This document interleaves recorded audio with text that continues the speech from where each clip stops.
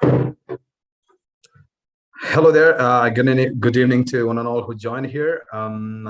Here with us, Kiko from Bulgaria, and Adrian from Ukraine, and Zehra and Tuche from Turkey. And here we are meeting as today is the International Mother's Language Day, and it's worldwide. 21st February, to promote the awareness of linguistic diversity and cultural diversity, and to promote multilingualism. And the International Mother Day is the celebration. The idea of the celebration is to make the diverse people and making everybody into one solidarity thing. So this February 21 International Day, which was actually was established in Bangladesh by the students of the university back in IMLD, and it happened in 1952. And from the day it's been held, and it's an official event since 1999. But what does the day actually aim to achieve? If you're going to ask that, yeah, according to UNESCO, International Mother Languages Day work towards preserving linguistic diversity and promoting mother tongue-based multilingual education. And there are approximately 7,000 languages in this world, and about 2,000 is already in the list of endangered languages. So more and more languages are getting endangered every week, as some languages are taking up a huge percentage of the world speakers. For example, Mandarin, which covers about 1.2 billion speakers around the world, and it's also one of the toughest, I would say, and it is also compared to the mightiness of English. So this is why UNESCO are stepping in to help and preserve indigenous languages. So language is a huge part of culture, and this is why we're having a diverse range of languages and it is so important. So some countries have a wider range of languages than others. For example, London has approximately 300 languages are used in throughout England. And for example, if you take India, with the dialects, including the dialects, they have around 1,900 languages in India. And that's how it goes. That's how language is so diverse, and the diversity can help. Language diversity can help save knowledge, cultural diversity, help development and promote peace. And then it also encourages us to know more about linguistics and stuff. So here we the volunteers, interns, and the trainees and the associates coming together to have this event of IMLD. So this is about and also, if we are going to talk about the European Solidarity Corps and the practices held by Erasmus Plus, who we are getting opportunities, people from the age of 16 and 18 till 30 and over, and even they can also be an associate after that. So the opportunities given by ESC and Erasmus Plus are so wide. And here we are having Kiko with us. And Kiko, what do you think? Yeah, Kiko. So how do you think, what do you feel about the diversity of languages around the world? As everybody here, we can see like four languages and 4 different cultures and traditions. So what do you think about that? As a speaker of 5 languages, I really appreciate the fact that I had the opportunity to learn all of them. And it's a big thing. Knowing languages opens you a lot of doors. It gives you so many opportunities. You can get to know not only the language but the culture and the history and everything about a country. The people that live in the country, the cuisine is just so diverse. It's not just the language. It's a whole new world that you're discovering by learning a new language. That's so cool from you. And also, I should start from you. The first thing, like, tell us a short history about your language and your country and your culture. About the Bulgarian language. Yes, exactly. Okay, Bulgarian. The Bulgarian language is a Slavic language.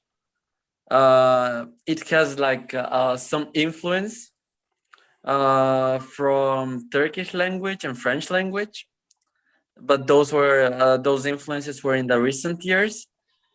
Actually, the history of Bulgaria, it's really interesting, and we have some words from the Bulgars. They left some vocabulary, but they're just like 100 words. So Yeah. Bulgarian also had a lot of influences, but it's mainly Slavic. Wow, that's great. Even we have seen some documentaries regarding that in our office. And yeah, thank you so much for sharing that to us. And here also we have a very variety of people from Turkey. Hello, Zehra, Tuğçe, and hello, Ozan. So, what can you say something about your language, the mightiness of your language, and your how it interrelates with your culture and your traditions and your country as well? Yeah, actually, Turkish has so many big history, but yeah, it's about our first we came to the Anatolia in Asia, Western Asia, and after that, so we have so many migrations, and we have so many. Actually, our language so many has how we call affect other language or other cultures too. And if you say something about the history, Turkish spoken in Turkey, Cyprus, and elsewhere in Europe and Middle East, so many places speaking Turkish, and with Gazuz, Azerbaijani, Turkmen, and Khorasan Turk, and it forms the southwestern and Turkish very rooted and broad language. Yeah, and Tuğçe. Yeah. Actually, the vocabulary of Turkish is very rich today, especially since the Turks have migrated and are in constant interactions with other ethnic origins. Yeah, and Turkish for the Turkey and for the Anatolia actually, from the point of view of linguistic development, 4 periods. We have 4 periods, and in these days we just use the modern Turkish, 17th centuries Turkish, and it's like that actually. That's great. That's great. This is so new to me. Sorry. Thank you for sharing your ideas. And Adrian, and he's from Ukraine, as we know. Hello, Adrian. Yes. Hello. Hi. Hello. So, I mean, from my personal opinion, I know nothing about Ukrainian language or whatever you speak, and what is your culture. And yeah, you can tell us about your culture and about your language, please. Yeah. So Ukrainian history is very great, grateful history and very long history, and Ukrainian language has very difficult story because many kings of Russian or Poland that it is not language, it is not true language, is two language, Poland and Russian, and Ukrainian language is not good. But Ukrainian language revival now, and Ukrainian has to revival this language, and now we can speak, we can speak free from Ukrainian language, and we very happy for this. This is very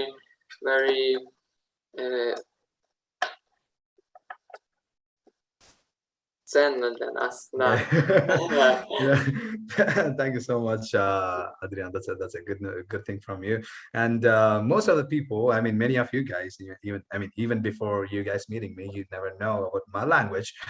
My language is Tamil, and it's the oldest language in the whole world, and it has the records since 5,000 years now, and it has 246 letters and more than 10,000, I don't know, like thousands and thousands of grammar things and stuff, and it's so hard to even to say the name of my language. So that's how it is. So yeah, and even as you guys know, India is so diverse, and more languages and more things to know. And yeah, definitely I hope someday you guys will be coming to Tamil Nadu. Anyway, so now the next thing, Kiko, I should ask you this. So as you are like more than five languages or five languages till now. So how do you think, I mean, you've been in ESC, I mean, you are an volunteer since more than 6 to 9 months. So what are the experiences you've gained in the ESC program with your language, and also from the language for, I mean, when you interact with the people from other countries? So how do you what kind of experience you've gained from the ESC program? When it comes to to languages, I have acquired a lot of skills. I have learned a lot of Turkish, Greek vocabulary, Bosnian, Macedonian, Spanish.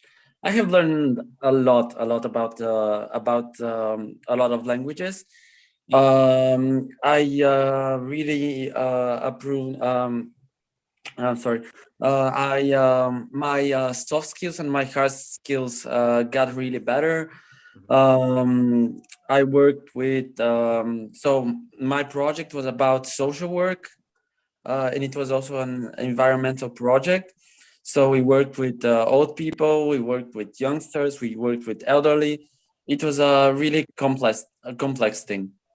So I have acquired a lot of management skills, and I was organizing also events. I can continue like that for hours. So a lot. That's cool. That's cool. And Tuche and Ozan and Zehra. So yeah, as Kiko said, he had some beautiful experiences in his time being as a volunteer. So as it's not like quite a long time now for you guys, and due to pandemic, you didn't experience to the fullest, I would say. But still, how, I mean, what kind of experience you've gained through the projects and through any field work that we've been doing or we did throughout the time? Yeah, firstly you can go. No, you. Okay. Actually, this field really great for us because are very strong, and after that we can learn. We could learn many things, and in there we for the language. Yeah, actually, I must want to talk our mother tongue. Just focus on this one because we must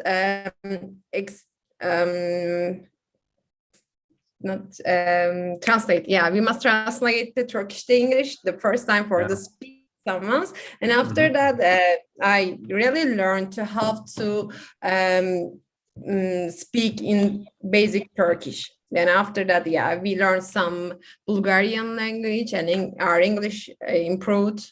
That's really great for us. That was really great. Actually, this allowed us to gain a lot of experiences, collect memories, discover new place, culture, people, and actually, when I first came to Bulgaria, I couldn't speak English at all. As I was exposed, I gradually learned to speak English with the help of my friends. And today I can understand most things and speak better. Yeah, and That's great. That's really good. And thank you, Tusha. And I hope. I mean, I've seen you since the beginning, and you made a massive breakthrough throughout the period. Like it's like one and a half months, but still your skills in language and in your projects is like really good. And even Zehra and even Ozan again. So yeah, things are going great with us. And Adrian, so now you say, so what are the experience you've gained in the ESE program? So I feel I can do something for socium, and I feel I dev dev development my Ukrainian language, and I can study another language. I can study now. I can study English language, and it is very good. I um, uh, my level is very big uh, for this project, and I now I understand Bulgarian language, and it is so good. That's great. That's great. So and also as we are talking about the language and how language has impacted in us. I mean, yeah, in us throughout our journey in I mean, being as a volunteer or even in a personal way, yeah, or in the career way. And still we've been talking about the 8 key competences for example. And from the 8 key competences, I just have to mention 3 competences from that. For example, the first one is the communication in mother tongue, communication in foreign languages, and the cultural awareness and the expression. So how these 3 competences helped you, or how much you have developed yourself in terms of 3 competences. For example, you came from Turkey, and the communication with your peer group, it's kind of different, but at the same time you have to talk to other person in the other language, and you have to shift it from here to here. And when it comes to the cultural awareness and expression, the culture differs from I mean, from person to person, now from country to country. Again, Indian and a Turkish, and Indian and a Ukrainian, Indian and a Bulgarian, for example. So how you guys, I mean, how you think yourself that you have developed I mean, you're coordinating within yourself with these 3 competences, the competences um, uh, with I mean, competences in your English, sorry, mother tongue, and the foreign language, and the awareness and the expression of other person, other peer group. Kiko, please. Sorry. So I guess we have a lot of cultural differences between each other. But in the end, I guess that we are all human beings, and like emotion and you know, like we can understand each other perfectly just because we are human. Yeah. So for us, even if there is a language barrier, there are like so many other ways to understand each other. Yeah, that's great. So what do you think about this, Zara and Tuche and Azan? And yeah.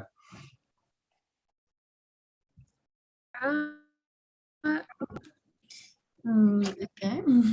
This program enable us to use our mother tongue more smoothly and simply, and at the same time, our other friends learned simple Turkish words and phrases. phrases. Yeah, Yeah. phrases, because they were exposed to Turkish.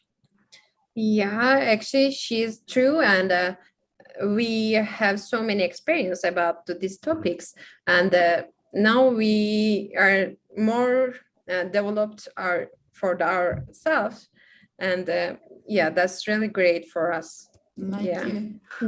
Yeah, I get it. I get it. That's so. Yeah. Sorry, I got a disturbance. Yeah. All right. Anyway, so yeah, thank you so much, Zephyr and Touche, for sharing that. Yeah, even I'm your friend, and even I know some words and phrases from you guys, and that was really nice to know. I mean, right, nice to know, get to know the new languages and trying to speak the new languages. That is really really good. I think I should focus next time. I mean, more in Bulgarian. And yeah, and the next is so as you guys came from your home countries and you're here now, so how did you feel, and how can you say like you got completely adjusted with the new cultural environment?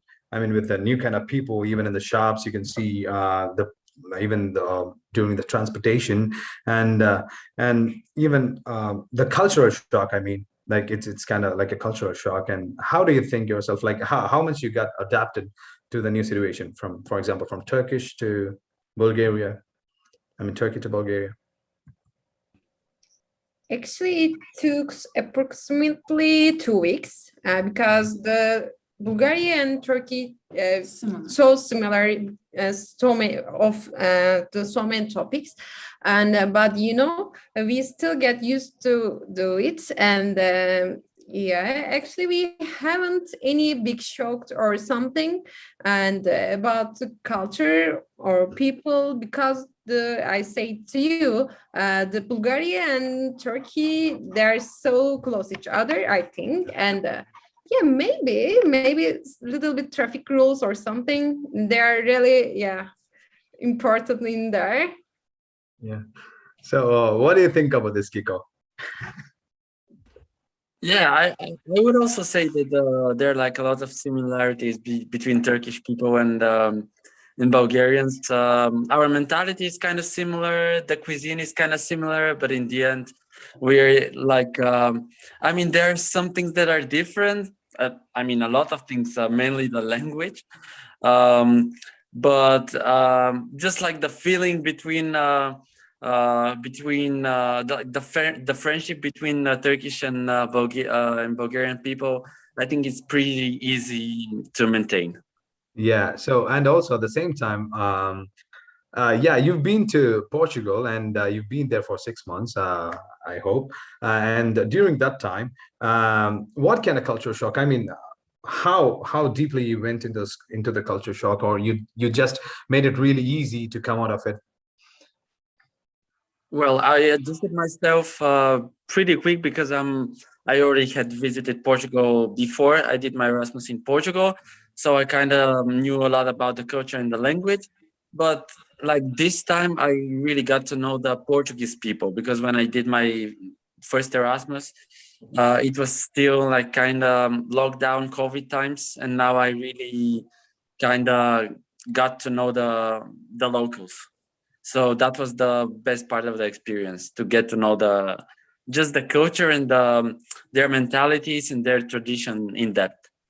Yeah, yeah. That's a. I mean, you shared well. I mean, even we. I hope even we would experience those things. But let's see. Let's hope for the best anyway. So here are some questions I should ask you guys. So what do you guys think about the languages? I mean, how many official languages there are in Europe? I guess Kirio know this. I'm not sure, but for no 30, 30 so, or I'm not sure, 30, 33 or something for you. I don't know. Just who cares? I mean, every language is important. So I don't I don't think something is going to be official here. So anyway, and again, I'm just gonna ask you this question out of Europe anyway. So what is the oldest language in the world, and what is the newest language in the world? Yeah, actually, I know oldest one is Tamil. Yeah, Tamil, or how we pronounce Tamil. Yeah, I know Tamil, this yeah. one, but the newest, I don't know. You have any idea? We don't know anything. Kirill or Kyria, do you have it as your linguistic guy? Really not sure. So okay, and the newest language, even I mean, I've checked it out today, and it was so surprising. And the language is just 35 years old, and this language is from Australia. The name of the language is New Light Walpiri, and it's a mixed language of Australia. I mean, in Australia, with indigenous Walpiri, some kind of tribal language with Creole and standard Australian English, as it is a parent language. And it was first documented by a guy called O'Shaughnessy or something like that, from the University of Michigan. And it's being spoken by the people who are, it's mostly spoken by the people in Australia. I mean, the age between like 30 to 40, it seems. And when I got to know this, I was like, wow, people are even creating new languages every day. And the next question I should ask you is, what is the trickiest language in the world? Trickiest or the toughest language? I would say Arabic or Chinese, or like some dialects of Indian. Okay, you actually hit the right one, or maybe the closest one, I would say. That is going to be the Mandarin, and it's been documented since more than 4,500 years, and which is one of the, it's so toughest. And even the alphabets are kind of arts, so it's gonna be tough for us to speak as well as to write. And the next question I should ask you is, there are 5 top beautiful languages in the world that which sound so beautiful. So what are the 5 languages? Can you guess it?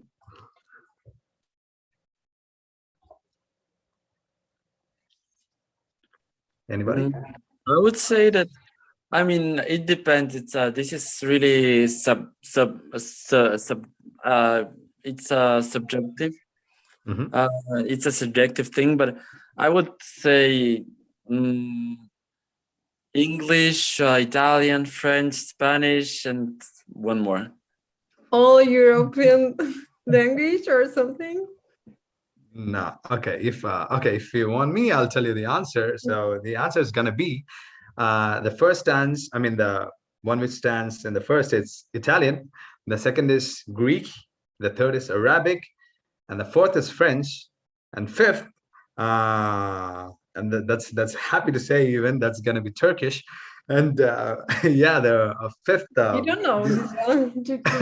The fifth beautiful language is Turkish. And when I saw that, I was like, wow, because I've never heard people speaking Turkish like so much. I've had like 3 friends in Italy, but after coming here, I started to hear this mostly because I'm living with beautiful Turkish people around me. So yeah, last but not the least, the final question. What do you think? Which language is the weirdest language in the whole world? The most weirdest?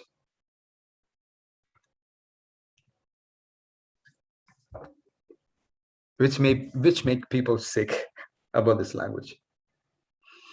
Chinese. Oh man, sorry, it's not Chinese. Do you have any guesses?